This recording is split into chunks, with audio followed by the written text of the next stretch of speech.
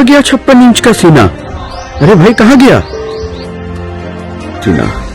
आज पूरा देश आयरन लेडी इंदिरा गांधी जी को याद कर रहा है। ये सवाल आपके मन में भी आ रहा होगा, स्वाभाविक है।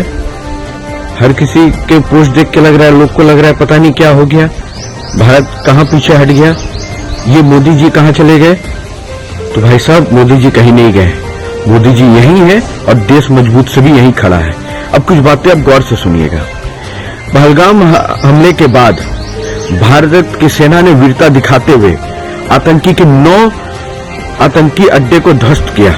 हमने मुंहतोड़ जवाब दिया, पाकिस्तान के अंदर घुसकर मारा।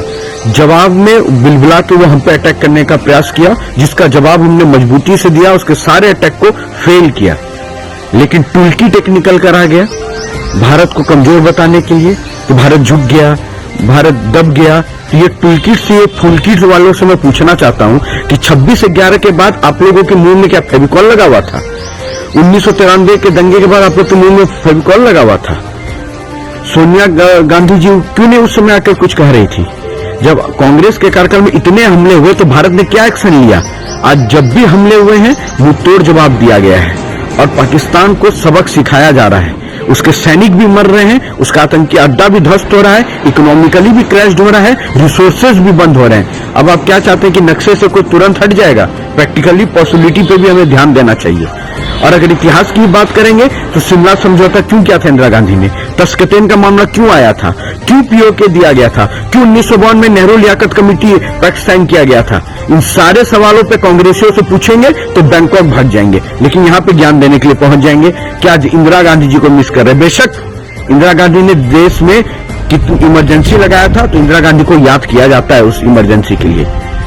और एक बात आपको मैं स्पष्ट करता हूं, 1971 को फेस ऑफ लड़ाई नहीं था।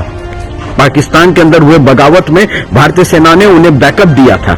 यहाँ फेस ऑफ लड़ाई आतंकवाद के खिलाफ है, जिसमें हमने मजबूती से लड़ाई लड़ी है।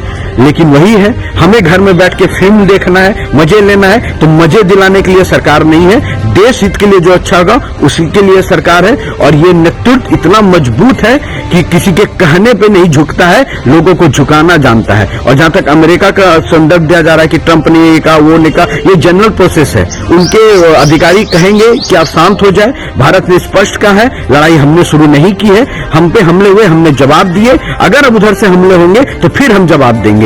तो ये इस बात को कहा गया, इतनी सी समझ तो लाओ कि चले हर समय मौका ढूंढने, अरे मौका मिला कोस दो। पहले कह रहे थे वार करो, वार हुआ तो नो टू वार, अब नो टू वार हुआ तो काहे को नो टू वार? मतलब चिट भी मेरा पट भी मेरा। फुल किट से देश नहीं फुल किट बनने वाला, देश मजबूती से चलेगा और मजबूत जवाब दिया गया है। जय हिंद, वंदे मातरम।